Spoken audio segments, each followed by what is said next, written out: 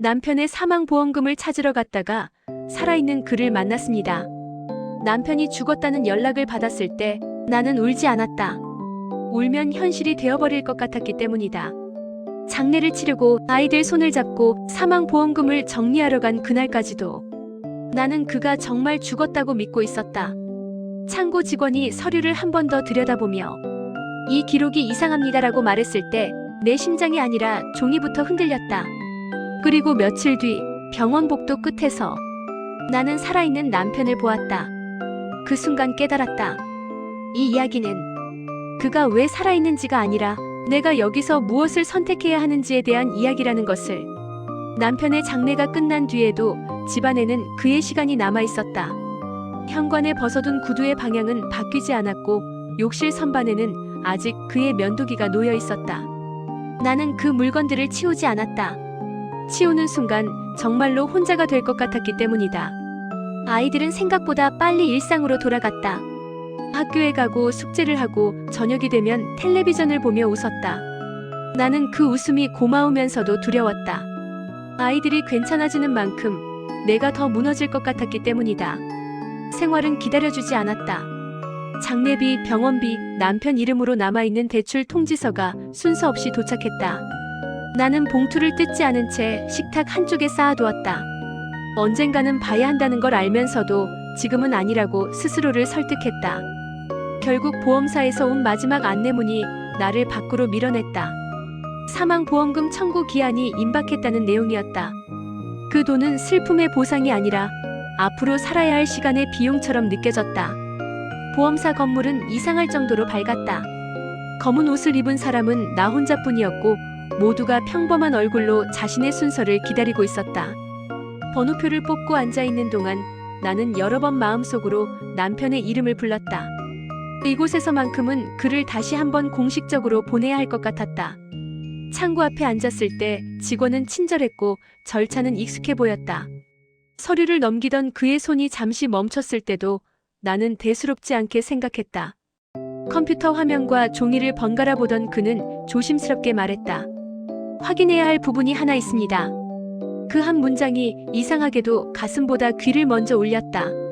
직원은 사망 확인 기록이 정상적으로 연결되지 않았다고 설명했다. 병원에서 올라온 기록과 행정 시스템 사이에 작은 공백이 있다는 말이었다. 나는 고개를 끄덕였지만 무슨 뜻인지는 정확히 이해하지 못했다. 며칠 후 병원으로 오라는 연락을 받았을 때 나는 단순한 행정 확인일 거라고 생각했다. 혹시 서류가 누락됐을지도 모른다고 마음을 낮춰 정리했다. 병원 복도는 익숙한 냄새가 났고 그 냄새는 장례식 날의 공기와 겹쳐졌다. 접수 창구를 지나 병동 쪽으로 걸어가던 중 복도 끝에서 누군가의 뒷모습이 눈에 들어왔다. 어깨의 기울기와 고개를 숙이는 각도가 너무 익숙했다. 나는 그 사람이 돌아보지 않기를 바랐다. 그가 고개를 돌렸을 때 시간이 멈췄다고 느끼지는 않았다. 대신 내가 서 있던 자리가 아주 천천히 비워지는 느낌이 들었다. 그 자리에 남아있던 감정들이 하나씩 떨어져 나갔다. 남편은 나를 보았다. 그리고 아무 말도 하지 않았다. 놀라지도 반가워하지도 않은 얼굴이었다. 마치 오래전부터 이 순간을 알고 있었다는 사람처럼 보였다. 나는 울지 않았다. 소리도 내지 않았다. 다만 그가 살아있다는 사실보다 그가 돌아오지 않을 것이라는 걸 먼저 알아버렸다. 그날 병원에서 들은 설명은 길었지만 내가 기억하는 건 몇 마디뿐이었다. 사고 이후의 회복, 보호자의 존재, 새로운 거처. 그 모든 말은 하나의 문장으로 정리되었다. 그는 나 없는 삶을 이미 살고 있었다. 병원을 나서며 나는 처음으로 장례 이후의 하늘을 올려다보았다. 슬픔은 여전히 있었지만 방향이 바뀌어 있었다. 기다림에서 선택으로. 그날 밤 집으로 돌아와 식탁 위에 쌓아두었던 봉투들을 하나씩 열었다. 이제는 피하지 않기로 했다. 누군가의 아내로서가 아니라 내 이름으로 살아야 할 사람이 해야 할 일처럼 느껴졌기 때문이다. 집으로 돌아온 뒤 며칠 동안 나는 병원에서 있었던 일을 아무에게도 말하지 않았다. 아이들 앞에서는 평소와 같은 얼굴로 밥을 차렸고 전화가 울리면 예전처럼 낮은 목소리로 받았다. 말하지 않으면 아직 일어나지 않은 일처럼 남겨둘 수 있을 것 같았다. 밤이 되면 잠들지 못했다. 눈을 감으면 그의 얼굴이 떠오르기 때문이 아니라 그날 병원에서 내가 너무 침착했다는 사실이 자꾸 생각났기 때문이다. 사람은 그렇게까지 담담할 수 없다고 나는 스스로를 의심했다. 그를 다시 만났을 때 왜 소리를 지르지 않았는지, 왜 이름을 부르지 않았는지, 왜 그랬어라는 말조차 하지 않았는지 답은 하나뿐이었다. 이미 너무 오래 혼자서 모든 걸 버텨왔기 때문이었다. 남편이 사라진 뒤 나는 매일 선택을 했다. 아이들을 학교에 보내는 선택, 집세를 미루는 선택, 슬퍼하지 않는 선택. 그 선택들이 쌓여 어느 순간부터는 감정을 느끼는. 며칠 뒤 남편에게서 메시지가 왔다. 짧은 문장이었다. 미안하다. 그 한 단어를 보는데 나는 한참이 걸렸다. 글자를 이해하는 데가 아니라 그 말을 받아들일 자리를 내 안에서 찾는 데 시간이 필요했다. 미안하다는 말은 항상 늦게 도착했다. 그가 떠나기 전에도, 아이들이 아팠을 때도, 내가 지쳐 있었을 때도. 그날 밤 나는 처음으로 그의 부재가 아니라 그의 선택을 떠올렸다. 죽음은 어쩔 수 없는 일이었을지 몰라도 돌아오지 않기로 한 건 그의 결정이었다. 그 사실을 인정하는 순간 가슴 한쪽이 서서히 내려앉았다. 슬픔보다 더 무거운 감정이었다. 며칠 후 아이가 물었다. 엄마, 아빠는 왜 하늘에만 있어? 나는 대답하지 못했다. 거짓말을 하기에는 너무 지쳐 있었고 진실을 말하기에는 아직 준비가 되지 않았다. 그날 밤 아이들이 잠든 뒤 나는 욕실 바닥에 앉아 있었다. 울지는 않았다. 울면 끝까지 무너질 것 같았기 때문이다. 대신 아주 작은 소리로 숨을 쉬었다. 숨이 흔들리지 않는지만 확인하면서 그때 깨달았다. 나는 아직도 그를 지키고 있었다. 아이들 앞에서, 세상 앞에서, 그리고 나 자신 앞에서까지. 하지만 그를 지키는 동안 나 자신은 계속 뒤로 밀려나고 있었다. 거울 속 얼굴을 바라보며 나는 처음으로 스스로에게 질문했다. 이제 누구를 먼저 지켜야 하지? 그 질문은 대답을 요구하지 않았다. 다만 더 이상 예전으로는 돌아갈 수 없다는 사실만을 조용히 알려주고 있었다. 아이들은 아침마다 같은 시간에 일어났다. 알람보다 먼저 눈을 뜨고 세수를 하고 식탁 앞에 앉았다. 그 일상이 너무 정확해서 아무 일도 없었던 것처럼 느껴질 때가 있었다. 나는 그 정확함에 의지했다. 아이들이 무너지지 않는 한 내가 버텨야 할 이유는 분명했기 때문이다. 학교에서 돌아온 아이는 숙제를 하다 말고 물었다. 엄마, 아빠는 언제 내려와? 아이의 손은 연필을 쥔 채 멈춰 있었고 눈은 종이가 아니라 나를 보고 있었다. 나는 잠시 창문 쪽을 보았다. 밖에서는 아이들 웃음소리가 들렸고 그 소리가 너무 멀게 느껴졌다. 아빠는 지금 많이 아파. 나는 그렇게 말했다. 하늘이라는 말보다 아프다는 말이 아이에게는 더 이해하기 쉬울 것 같았다. 아이의 얼굴이 굳었다. 그럼 우리 때문이야? 그 질문은 예상보다 빨리 나왔다. 나는 고개를 저었다. 아주 천천히 확실하게. 그날 밤 아이의 방불을 끄고 나오면서 나는 문 앞에 한참 서 있었다. 잠든 아이의 얼굴을 보는 순간마다 결정을 미뤄왔다는 걸 알았다. 남편에게 연락하지 않은 이유는 용기가 없어서가 아니었다. 아이들이 아직 준비되지 않았다는 걸 나만 알고 있었기 때문이다. 아이들은 진실보다 먼저 안전을 필요로 했다. 사람이 사라질 수 있다는 사실을 알기에는 아직 너무 어렸다. 며칠 뒤 학교에서 상담 요청 전화가 왔다. 아이가 수업 시간에 멍하니 창밖을 보다가 갑자기 울었다는 이야기였다. 집으로 돌아오는 길 아이의 손을 잡고 걷는데 그 손이 유난히 가벼웠다. 나는 그 손을 놓치지 않기 위해 평소보다 더 세게 잡았다. 그날 저녁 나는 아이와 나란히 앉아 밥을 먹었다.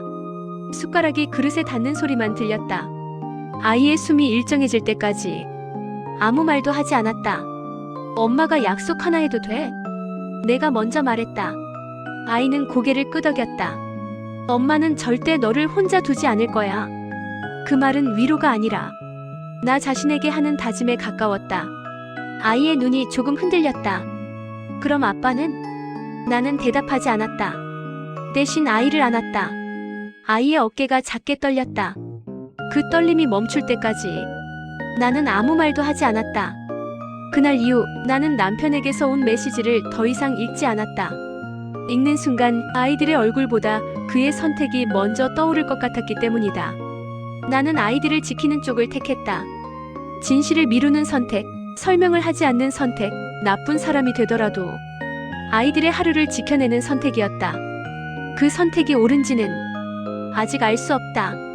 다만 분명한 건 그날 이후 나는 더 이상 기다리는 사람이 아니었다는 사실이다. 아이의 손을 잡고 잠자리에 들며 나는 속으로 말했다. 이제는 어른이 해야 할 선택을 하겠다고. 그날은 특별한 날이 아니었다. 비도 오지 않았고 아이도 평소처럼 학교에 다녀왔다. 저녁밥을 먹고 설거지를 하고 텔레비전을 끄고 난 뒤였다. 아이와 나는 거실에 나란히 앉아 있었다. 말을 꺼내기에는 너무 평범한 시간이라서 오히려 더 이상 미룰 수 없다는 생각이 들었다. 엄마가 이야기 하나 해도 될까? 아이는 고개를 끄덕였다. 그 표정이 너무 아무렇지 않아서 나는 잠시 숨을 고르는 척을 했다. 아빠가 하늘에만 있는 건 아니야. 그 말을 입 밖으로 내는데 생각보다 많은 용기가 필요했다. 아이의 눈이 커졌지만 아직 울지는 않았다. 아빠는 살아있어. 아이의 손이 내 옷자락을 잡았다. 그 손에 힘이 들어갔고 나는 그 힘을 느끼며 말을 이어갔다. 하지만 같이 살 수는 없어. 그 문장은 진실이면서도 아이에게 줄 수 있는 가장 낮은 높이의 설명이었다. 아이는 한동안 아무 말도 하지 않았다. 묻지 않았고 고개를 떨구지도 않았다. 그 침묵이 오히려 내 마음을 더 흔들었다. 그럼 아빠는 우리를 버린 거야? 아이는 그렇게 물었다. 나는 고개를 끄덕이지도 저어주지도 않았다. 대신 아이를 바라보며 말했다. 아빠는 자기 삶을 선택했어. 엄마는 너를 선택했고. 아이의 눈에서 눈물이 조용히 흘러내렸다. 소리 없는 울음이었다. 나는 아이를 안았다. 아이의 어깨가 떨렸고 나는 그 떨림을 멈추게 하려 하지 않았다. 울어도 괜찮다는 걸 몸으로 먼저 알려주고 싶었다. 엄마는 거짓말을 하고 싶지 않았어. 너를 지키기 위해서, 그리고 나 자신을 잃지 않기 위해서. 아이의 울음이 잦아들 즈음 작은 목소리가 들렸다. 그럼 우리 괜찮아질 수 있어? 나는 그 질문을 듣고서야 처음으로 고개를 끄덕였다. 괜찮아질 거야.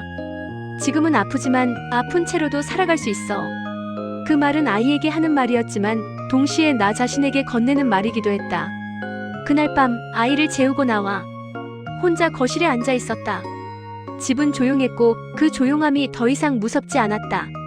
나는 남편에게 마지막 메시지를 보냈다. 길지 않았다. 이제 아이는 알고 있다. 우리는 우리 삶을 살 것이다. 답장은 오지 않았다. 하지만 기다리지도 않았다. 다음 날 아침, 아이와 함께 아침을 먹었다. 평소와 다르지 않은 풍경이었지만 나는 알았다. 이제 우리는 모른 척 버티는 가족이 아니라 알고도 함께 가는 가족이라는 걸. 창문으로 들어온 햇빛이 식탁 위에 길게 놓였다. 아이의 얼굴이 그 빛 안에 있었고 나는 그 모습을 보며 아주 작게 숨을 내쉬었다. 모든 것이 해결된 것은 아니었다. 하지만 더 이상 숨길 것도 없었다.